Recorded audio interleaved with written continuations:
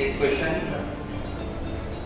Doubt में भेजा है upper 3/4 portion of the vertical the upper 3/4 portion of the vertical pole subtends an angle of tan inverse of 3/5 जब ये पोल है इसका 3/4 portion upper मतलब 75% मान लो 3/4x ले लेंगे और इसको 1/4x ले लेंगे ऊपर वाला 3/4 portion of the pole subtend an angle of tan inverse of 3/5 at the point on horizontal plane मतलब ये ग्राउंड पे एक पॉइंट है और इस पॉइंट पे अपर 3/4 जो है अपर 3/4 ये एंगल कितना दिया उसने मान लो ये एंगल दे दिया थीटा पकड़े तो थीटा दे दिया उसने tan inverse of 3/5 tan inverse of 3/5 ऐसा क्वेश्चन है 2003 एआईट्रिपल में आया था तो tan थीटा होगा 3/5 अब सवाल वो क्या पूछा देखते हैं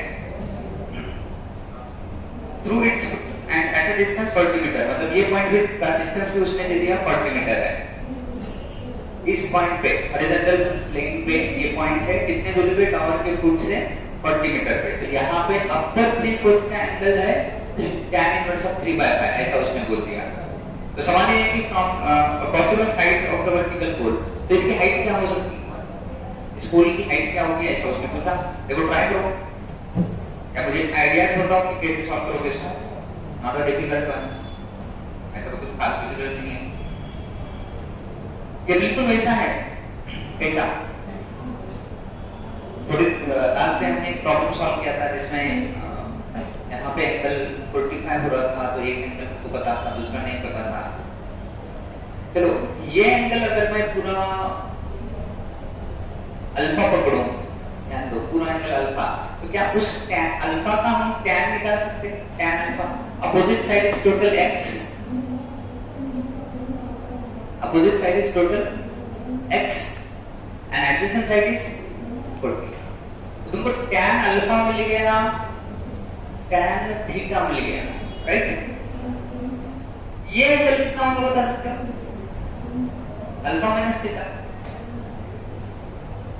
ये नीचे वाला एंगल कितना होगा अल्फा माइनस थीटा क्या उसका भी tan निकाल सकते हैं यस तो छोटे ट्रायंगल में राइट एंगल ट्रायंगल में अपोजिट साइड कितनी है 1/4x और एडजेसेंट साइड कितनी 40 तो ये tan अल्फा माइनस थीटा आ रहा है x/160 ये 4 और 40 प्रोडक्ट हो जाएगा अब tan alpha minus theta a minus b का फार्मूला यूज करो tan alpha tan theta 1 minus 1 plus tan alpha tan theta tan alpha की कीमत तुमको पता है x/40 लिख दो यहाँ पे tan थीटा की कीमत पता है 3/5 लिख दो यहाँ पे 1 plus tan alpha x/40 tan theta 3/5 equal to x/160 अब देखिए ये इक्वेशन मिल गया x में इसको सॉल्व करेंगे तो क्या मिल जाएगा x मिल जाएगा और ये x क्या है पोल की कंप्लीट हाइट है चले इसको सॉल्व करने की वो तो भैया को आ जाना चाहिए हम ये सॉल्व करेंगे तो इससे 160 into x/40 ये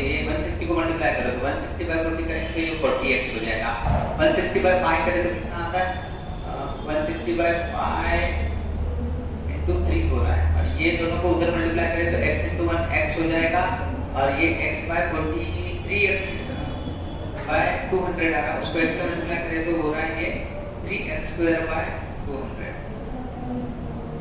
क्या एक क्वाड्रेटिक इक्वेशन आ रहा है जैसे क्वाड्रेटिक इक्वेशन x का क्वाड्रेटिक इक्वेशन आ रहा है इसको सॉल्व करो x की वैल्यू मिल जाएगी कभी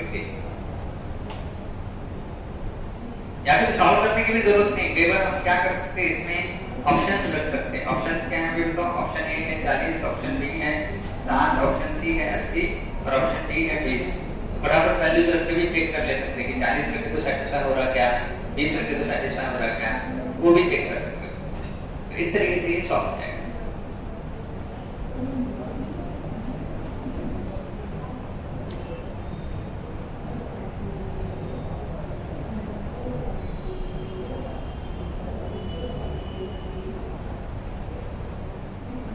कौन सा ऑप्शन बता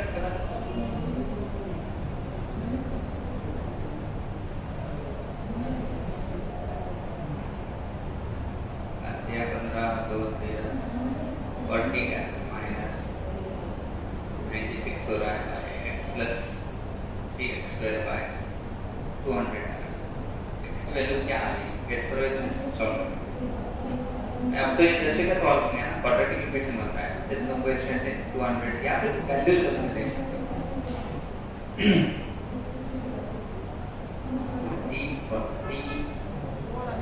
4 आता है, ये 4x आ रहा है। 160 को x by 40 से मल्टीप्लाई करें तो 4x आ रहा है। मतलब 4x minus 96 equal to x plus 3x square by 200। अब चेक करोगे, x की वैल्यू 40 रखोगे तो ये 160 minus 96 हो रहा है। x की वैल्यू यहाँ पे 40 रखोगे तो ये 3 into 40 का स्क्वायर 1600 डिवाइडेड बाय 200 आ रहा है। 0 0 कैंसिल, ये 8 40 प्लस 24 40 प्लस 24 64 आ रहा है। ये 64 आ रहा है क्या? 10 में से 6 गए 4, यहाँ पे बच रहा है 15 यस। Right answer is. दूसरा क्वेश्चन इसमें 2004 एआई ट्रिपल में कुछ ज्यादा सवाल। A person standing on the bank of a river observes that the angle of elevation of top of the tree on the opposite bank of the river, मतलब ये river है, मान लो ऐसे ये रिवर और ये रिवर इस साइड में ट्री है और रिवर ऐसे इस साइड ऐसे ले लेंगे रिवर और ये ऐसा जा रहा होगा। यहाँ पे ट्री है, ट्री, ये जो ट्री है, ट्री अपोजिट साइड में रिवर की ट्री है और उस ट्री को देखने के बाद एंगल जो बन रहा है वो 60 डिग्री बन रहा है, ऐसा बोल रहा है।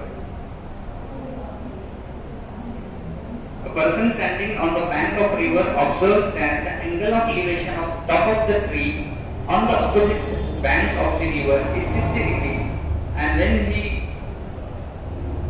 retires 40 meter away from the tree, the angle of elevation becomes 30 degree। अच्छा, तो यहाँ पे वो पर्सन है तो उसको ना ये एंगल जो दिखा टोटल, ये कितना दिखा? 60 डिग्री। फिर बाद में वो क्या कर रहा है, यहाँ से और दूर जा रहा है थोड़ा, कितना दूर जा रहा है वो भी डिस्टेंस दिया उसने, 40 मीटर अवे जा रहा है, 40 मीटर अवे जा रहा है। तो अब इसने यहाँ से इसी ट्री को देखा तो अब एंगल और कम हो गया, कितना हो गया?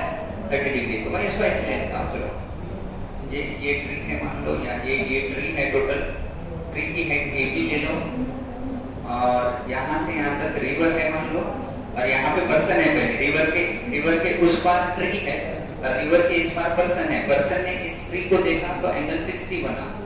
फिर पर्सन 40 मीटर दूर चला गया तो अब इस ट्री को देखा तो अब एंगल कितना बना? 30 बना। तो सवाल ये है कि तो ब्रिथ ऑफ द रिवर, तो ये रिवर की ब्रिथ जो है मान लो ये x है जो हमको नहीं पता, वो x उसने पूछा, क्या निकाल सकते हैं x को? ये 40 है, ये x है, ये x हमको निकालना है। यहाँ पे एंगल 60 हो रहा है, यहाँ पे 30 हो रहा है। फिर से बहुत ही इजी सवाल।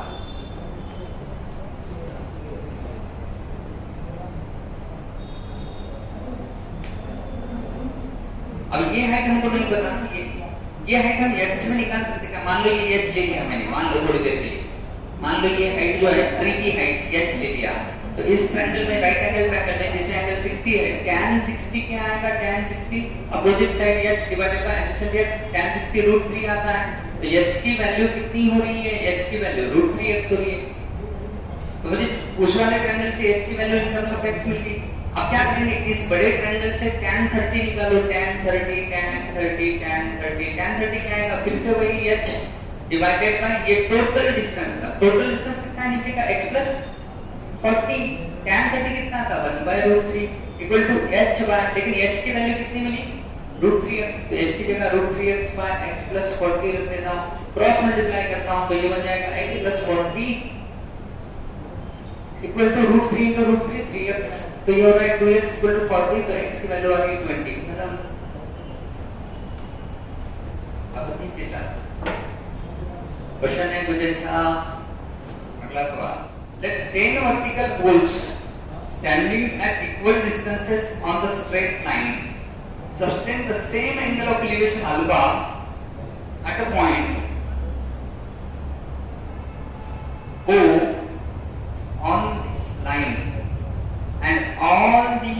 poles are on the same side of O. मतलब क्या हो रहा है? बड़ा अच्छा सवाल है। 10 वर्टिकल पोल्स, एक पोल नहीं है, 10 पोल है, 10 पोल, 10 खंबे हैं गाड़े हुए एट इक्वल डिस्टेंसेस। और इक्वल डिस्टेंसेस मतलब कोई भी दो पोल में का डिस्टेंस क्या है? कंसेक्यूटिव पोल में का डिस्टेंस सेम है। पहले पोल से दूसरे पोल, दूसरे पोल से तीसरे पोल, कोई भी दो पोल में का डिस्टेंस सेम है। Subtend the same angle of elevation. और एक आदमी खड़ा है, वो पहले पोल को देखा तो जितना एंगल उसको बनाना पड़ा उतना दूसरे पोल को भी एंगल बनाना पड़ा, उतना तीसरे पोल को भी एंगल बनाना पड़ा, तीसरे चौथे को भी, सारे 10 पोल को उसका एंगल सेम हो रहा है। ओके, और पोल्स कितने दूरी पे होंगे इस पर्सन से? ऐसा कब पॉसिबल है? थोड़ा लॉजिक लगाओ। हाँ, ऑब्वियसली वो सारे पोल क्या है उससे सेम डिस्टेंस पे, मतलब वो सेंटर पे है।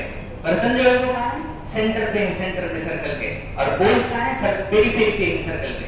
तर सेम अंतरावरती आता इकडच्या पोलला बघला तर तेवढ्याच अंतरावरती आहे ना पोल त्याच्यापासून, तो वो पोल की हाइट भी सेम है, तो उसको क्या दिखेगा? पोल का एंगल सेम दिखेगा। इधर वाले पोल को देखा तो वो भी उसी उतनी दूरी पे है, तो वो सीन ऐसा हो रहा है।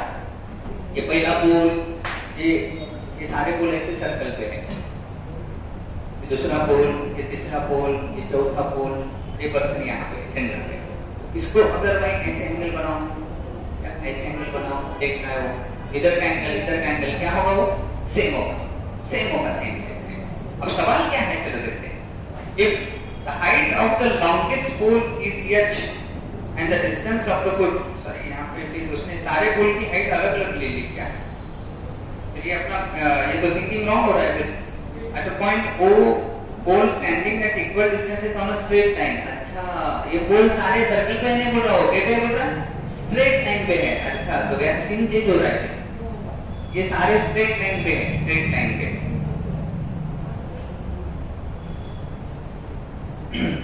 Let 10 vertical poles standing at equal distances, और सबने का डिस्टेंस सेम है, on a straight line subtend the same angle of elevation alpha at the point O on this line and मतलब ये लाइन है और इस लाइन पे सारे पोल है, सबने का डिस्टेंस d मान लेंगे, और यहाँ पे एक पॉइंट O है, उस पॉइंट पे सारे पोल सेम एंगल बना रहे हैं। मतलब ये पहला पोल, इसने कितना एंगल बनाया? अल्फा। ये दूसरा पोल, इसने कितना एंगल बनाया? फिर से अल्फा। ये तीसरा पोल, इसने कितना एंगल बनाया? अल्फा। इस O पॉइंट से अगर मैं पहले पोल को देखूं तो भी वो एंगल कितना बन रहा है? अल्फा। दूसरे पोल को देखूं तो भी उसका एंगल कितना बन रहा है? अल्फा। तीसरे का भी एंगल कितना बन रहा है? अल्फा। तो ये सारे पॉइंट पोल के top of the point same line पे होंगे, लेकिन सबकी हाइट अलग अलग है या सेम सेम सेम है? अलग अलग है। वैसे कितने पोल है?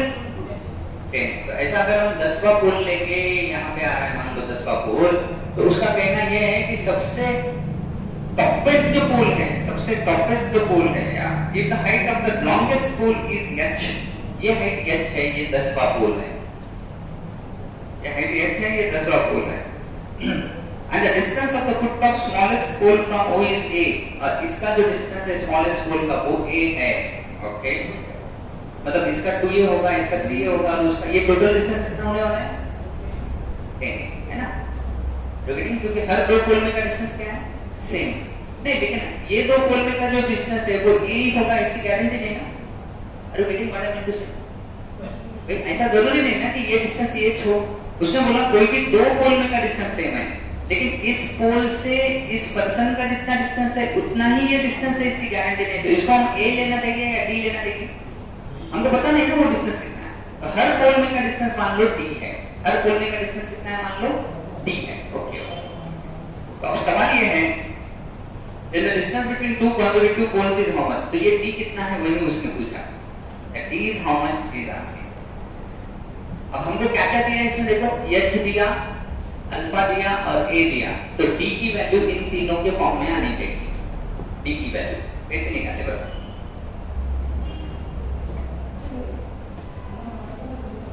Question is little different then. अब यहाँ पे क्या हो रहा है? एक पोल नहीं आ रहा है, बहुत सारे पोल आ रहे हैं, 10 पोल आ रहे हैं, चौथा, पांचवा, छठा, 10वां।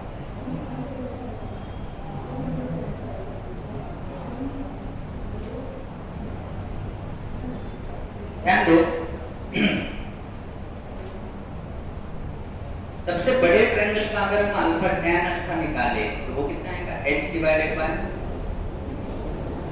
ये कितने बार d लेना पड़ेगा बताओ, 9d लेना पड़ेगा। दूसरे वाले तक 1d ऐड होगा, तीसरे वाले तक 2d ऐड होगा, चौथे वाले तक 3d ऐड होगा, 10वें वाले तक कितने बार d ऐड होगा 9 टाइम्स। तो ये नीचे आएगा a plus 9d, tan alpha आ रहा a प्लस 9d। और हमको d निकालना है, हमको क्या क्या पता है, a पता है और h पता है। क्या क्या दिया है उसने, a दिया, h दिया और अल्फा भी दिया। तो भाई अगर मैं इसको ऐसे ले लूं a प्लस 9d को h बाय tan अल्फा, तो मैं 9d की वैल्यू लिख सकता हूँ h by tan alpha minus a लिख सकता है। तो d की वैल्यू आ रही है h by 9 tan alpha minus a by 9। ऐसा ऑप्शन है क्या, चलो देखता हूँ, हो गया ना, सही हो। अच्छा इसने क्या किया बताएं, आंसर में साइन और कॉस में आंसर किया। तो चलो इसको मैं क्या करता हूँ h बाय 9 tan अल्फा को लिखता हूँ sin अल्फा और ऊपर आएगा cos अल्फा डिवाइडेड बाय और माइनस a बाय 9। ऐसा कुछ है क्या, चलो देखते हैं। ऐसा भी नहीं है, उसने दोनों के बीच में माइनस नहीं लगाया, क्रॉस मल्टीप्लाई कर लिया। तो ये आ रहा 9h cos alpha minus 9a sin alpha divided by 9981 sin alpha. Let me see whether it is there somewhere। तो 9 कॉमन ले सकते हैं ना, 9 कॉमन ले लिए तो नीचे 9 बचता है 81 का। तो h cos alpha minus a sin alpha divided bye 9 sin alpha, h cos alpha minus a sin alpha by 9 sin alpha I can see in C option. तो C option is absolutely correct. That's again very simple. बहुत डरा है इसलिए बहुत चिल्ला निकल गया है, बहुत ज्यादा डरा है लेकिन बहुत इजी। तुमको सिर्फ विजुअलाइज करने आना चाहिए। पहले मुझे लगा कि यार ये सारे पॉइंट किस पे, सर्कल पे, सबका एलिवेशन सेम है, मतलब मुझे लगा कि सारे सर्कल पे होंगे तो किसको भी देखो उतने। और मैंने ये पढ़ा नहीं था कि इनके साथ सबकी हाइट अलग अलग है, सबकी हाइट सेम है, ऐसा प्रिज्यूम कर रहा था मैं। ऐसा भी सवाल आ सकता था, तो कभी कि भाई ये सारे किस पे है, सर्कल पे, ऐसा नहीं देखा, सारे सेम हाइट के और सबका एलिवेशन क्या दिख रहा है, एक पर्सन को सेम दिख रहा, तो वो सारे खंबे कहाँ लेने चाहिए तुमने, उस केस में सर्कल पे लेने चाहिए। बट इसने थोड़ा सा अजीब किया, एक्चुअली उस सर्कल वाले प्रॉब्लम से इसने इजी बना दिया इसको, इजी है। और किसी का कोई डाउट है, any more doubt, anyone has solve कर रहे हो नहीं कर रहे हैं ऐसा कुछ?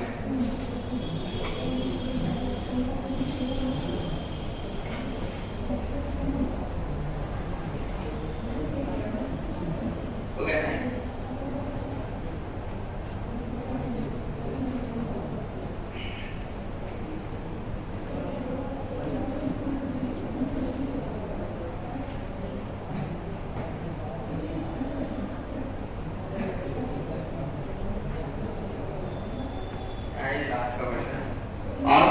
X comma y satisfy the inequality 2 raised to root of sin square x minus 2 sin x plus 5 into 1 upon 4 raised to sin square y is less than or equal to 1. Also satisfy the all the points x comma y that satisfy the inequality. सारे point जो इस condition को, इस inequality को satisfy करते हैं। Also satisfy the equation. Also satisfy the equation option A sin x is equal to mod of sin y. Option 2 या option B क्या बोल रहा है? 2 mod of sin x, 2 mod of sin x is equal to 2 sin y. Option C कह रहा है sin x equal to 2 sin y और option D कह रहा है 2 sin x equal to 2 sin y। ये सही है लास्ट ऑप्शन। 2 कैंसिल क्यों नहीं किया उसने, दोनों को मॉड है, ऐसा ऑप्शन तो नहीं होना चाहिए ना, फिर 2 क्यों दे रहा है, sin x equal to sin x y देना चाहिए उसको, या दोनों को मॉड होना चाहिए।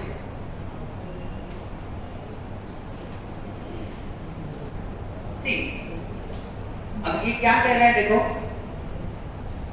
इसकी वैल्यू हमेशा 1 या 1 से कम आती बोल रहा है, ये दोनों के प्रोडक्ट की, ये दोनों के प्रोडक्ट की वैल्यू 1 या 1 से कम आती है।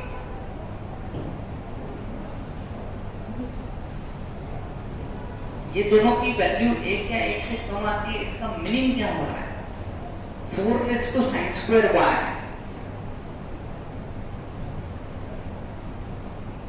अब ये तो हमेशा पॉजिटिव आने वाला ना। क्यों आने वाला पॉजिटिव? क्योंकि पावर स्क्वायर है, स्क्वायर स्टार ऑलवेज पॉजिटिव। वैसा एक्सपोनेंशियल हमेशा पॉजिटिव आता है। अगर पावर नेगेटिव भी आया है, 4 का नेगेटिव भी पावर आया तो वो 1/4 होगा, पॉजिटिव होगा। तो ये पॉजिटिव को मैं इधर ला लेता हूं, तो ये हो जाएगा 4 raise to sine square y। मैं ये क्यों सोच रहा? क्योंकि अगर ये नेगेटिव है और मैं नेगेटिव को इधर लाऊंगा तो ये साइन चेंज होगा, लेकिन ये नेगेटिव होने ही नहीं वाला। एक्सपोनेंशियल आर ऑलवेज पॉजिटिव, तो साइन चेंज नहीं होगा, ये ग्रेटर देन रहेगा। और इधर क्या आ रहा है? 2 raise to root of sine square x minus 2 sine x plus y। इसका ये कहना है कि इसकी वैल्यू हमेशा बड़ी आ रही उससे, इस टर्म की वैल्यू हमेशा उससे बड़ी आने वाली है।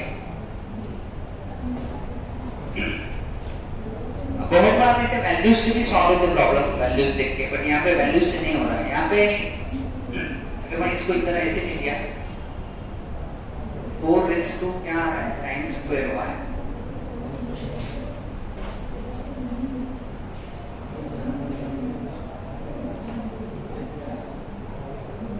ये एक्चुअली हुआ था क्या? साइन x माइनस 1 का स्क्वायर प्लस 4 सवाना।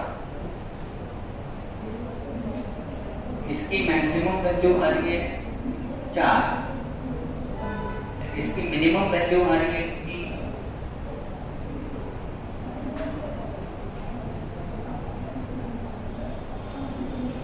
इसकी मैक्स वैल्यू 4 आ रही है और इसकी minimum value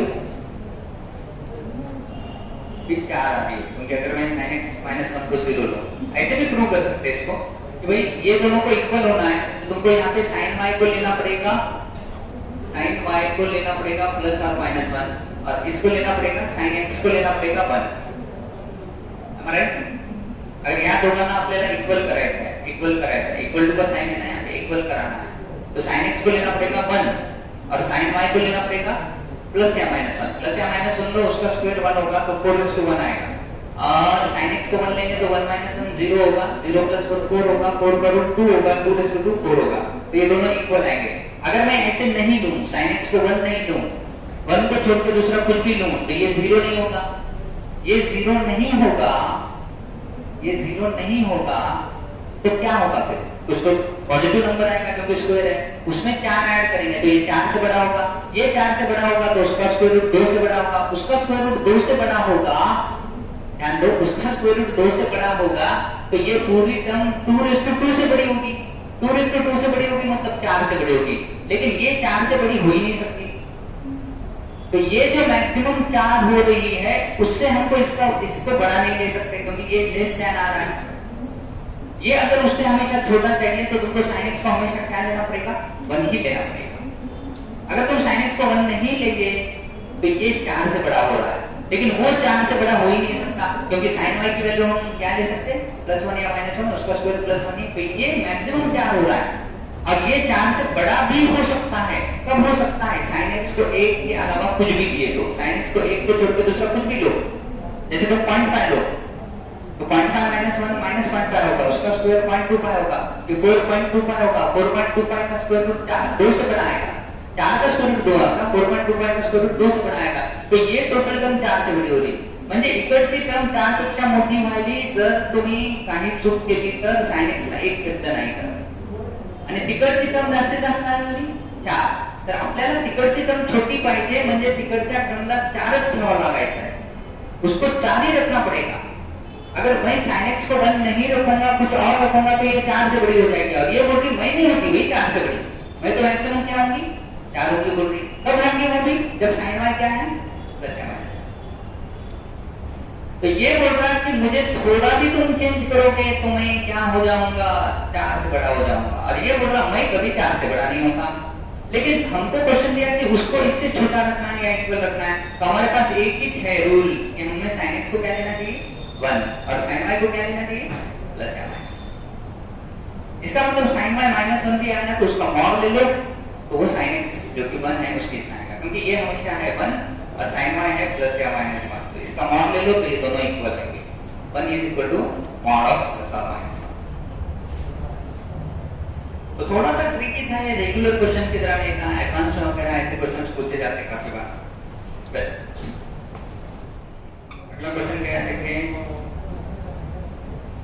if sin raised to 4 alpha plus 4 cos raised to 4 beta plus 2 equal to 4 root 2 sin alpha cos beta, और अल्फा और बीटा क्या है तो 0 to पाई है, अल्फा और बीटा 0 to पाई है।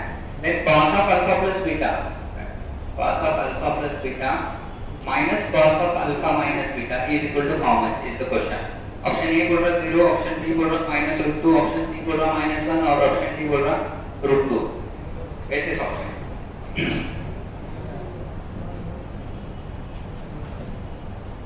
सबसे पहले क्या करना, ऐसे जब ट्रिकी या मुश्किल सवाल पूछते ना तो ये थोड़ा ये सोचना कि यार मैं अल्फा बीटा को कुछ ले लिया, अल्फा बीटा को कुछ एज्यूम करा तो ये इजीली सॉल्व होता है क्या। अगर मान लो अल्फा बीटा को हम 45 ले लिए तो क्या होगा, देखो जरा, अल्फा बीटा को 45 ले लिए, 45 डिग्री क्या होता, sin 45 1/√2 आता, 1/√2 का 4th पावर 1/4 आएगा, 4 ये भी 1/4 प्लस 2 कितना आ रहा है 3 प्लस 1/4 मतलब 13/4 आ रहा, राइट साइड 13/4 आएगी क्या, ये 1/4 होगा, ये 1/√2 आ रही, मतलब हम अल्फा और बीटा को यहाँ π/4 तो नहीं दे सकते। फिर ऐसा लॉजिक लगाओ कि ये इक्वेशन सैटिस्फाई होगा अगर तुम अल्फा और बीटा को कुछ ले गए तो क्या है वो गेस कर सकते हो।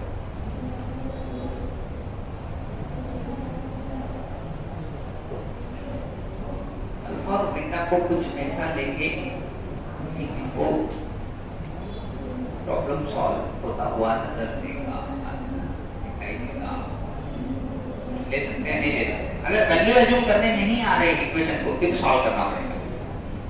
अब सॉल्व कैसे करें, sin raised to 4 cos square beta plus 2 equal to 4 root 2 sin alpha cos beta।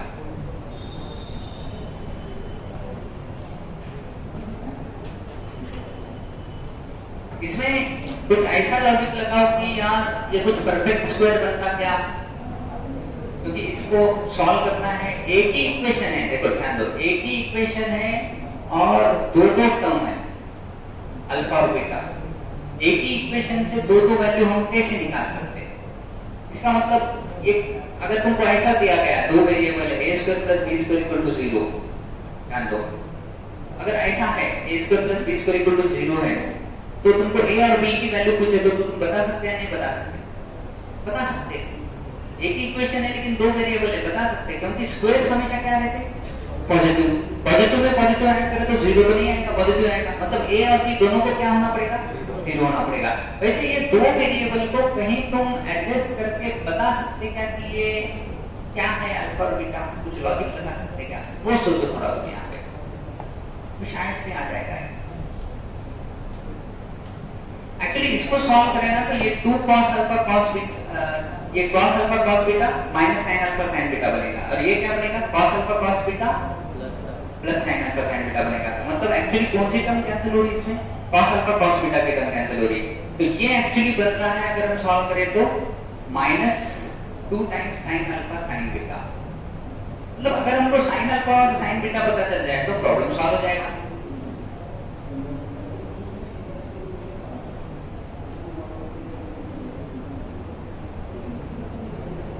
लेकिन ये इक्वेशन में यहाँ पे साइन है, यहाँ पे cos raised to 4 बीटा है, वहाँ पे sin alpha cos बीटा है, इसको क्या एडजस्टमेंट करना पड़ेगी। बस क्या ऐसा कुछ हमको ट्रिग्नोमेट्री का नॉलेज है जिससे हम क्विकली बोल सकते कि अल्फा और बीटा इतने होने चाहिए, कोई पॉसिबल ही नहीं। क्या ये इक्वेशन अल्फा को 0 और बीटा को 90 लिए तो सेटिस्फाई होता है, नहीं तो फिर ये 2 हो जाएगा ना, 0 + 2 ऐसा हो जाएगा, ये बीटा को 90 ले रहे हैं हम तो ये 0 हो जाएगा, अल्फा को 0 ले रहे हैं तो ये 0 हो जाएगा, 0 + 0 + 2 लेफ्ट हैंड 2 हो रही है, राइट साइड कितनी हो रही है 4 √2 sin alpha, ये तो 0 ही हो जाएगी, अल्फा को 0 ले रहे हैं तो 2 = 0 आ रहा है। नहीं हो रहा है वैसे। देखो ऐसा कुछ तो है डेफिनेटली जो हमारे पास है लेकिन सोचने नहीं आ रहा। वो सोचने आना चाहिए तुमको एग्जाम में, उसके लिए तुमको अभी सोचना पड़ेगा।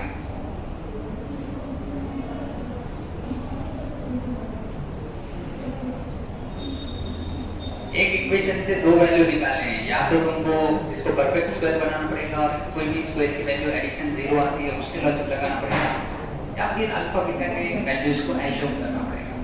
Nice question. देखो ऑप्शंस को अगर थोड़ा देखोगे तो इसमें √2 ऐसा कुछ दिख रहा है, -√2 मतलब वो तो π/4 से आते हैं, 45 डिग्री में 1/√2 आता है। एक को 45 ले सकते क्या, दूसरे को अलग कर सकते क्या, और अधिक π/2 अल्फा को π/4 इसको π/4 लिए बीटा को, तो फिर ये π/4 का cos बीटा 1/√2 होगा, उसका 4 पावर 1/4 आएगा, 2 + 1 3 हो रहा है, राइट साइड 3 आ रही है ना। अल्फा को तुम कितना ले रहे हो π/2 और बीटा को π/4, तो ये तो 1 हो रहा है और ये 1 हो रहा है, ये 2 हो रहा है, टोटल 4 आ रहा है। और यहाँ पे अल्फा को π/2 लेते हो तो ये 1 हो रहा है, cos बीटा π/4 1/√2 हो रहा है, तो ये √2 और 2 कट जाएगा 4। Yes that is happening. तो अल्फा को π/2 लेके और बीटा को π/4 लेके ये इक्वेशन सेटिस्फाई हो रहा है। इसका मतलब इस सवाल में भी तुम -2 अल्फा को π/2 ले लो और बीटा को π/4 ले लो, तो -2 × 1 × 1/√2, so you are getting -√2, so the B option will be correct. Yes.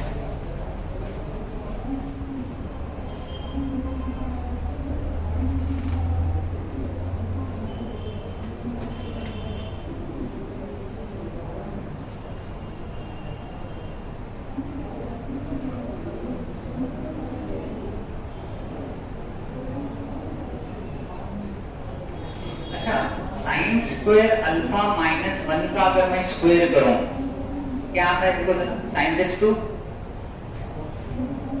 4 alpha, sine raise to 4 alpha -2 sine square of alpha +1 आता है,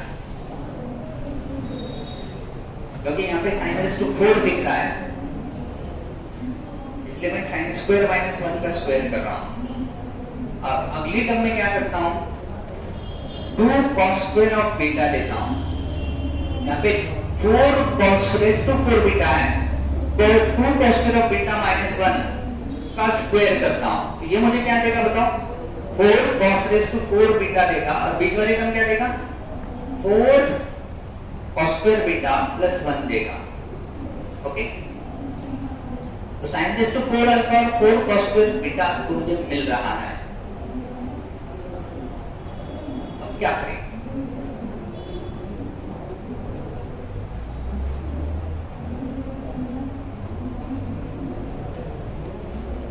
इन दोनों की एडिशन से साइन स्क्वायर अल्फा -1 का स्क्वायर ब्रैकेट का स्क्वायर +2 cos स्क्वायर बीटा -1 के square से मुझे ये टर्म मिल रही है, sine raise to 4 alpha +4 cos raise to 4 beta. लेकिन ये एक्स्ट्रा टर्म भी मिल रही है, कौन सी, -2 साइन स्क्वायर ऑफ अल्फा +1 और -4 cos स्क्वायर ऑफ बीटा, और ये 1 2 हो रहा है, ये 2 भी मेरे पास इधर लेफ्ट में दिख रहा है। अब क्या करूं, परफेक्ट स्क्वायर में अगर मैं लाऊं तो शायद से ये बनता है, ऐसा मैंने बताया था, तो परफेक्ट स्क्वायर में लाने जाता है, ये बता रहा हूं, प्रॉब्लम तो सॉल्व हो गया अभी, लेकिन थोड़ा सा और हायर लेवल में सोचते हैं कि 3 परफेक्ट स्क्वायर की एडिशन में 2 परफेक्ट स्क्वायर की एडिशन में तो नहीं आ रहा, 3 परफेक्ट और कोई स्क्वायर इसमें मैं ऐड करूं तो हमको ये इक्वेशन मिल जाएगा क्या, इसमें हम ये टर्म बच रही है, देखो sin अल्फा cos बीटा,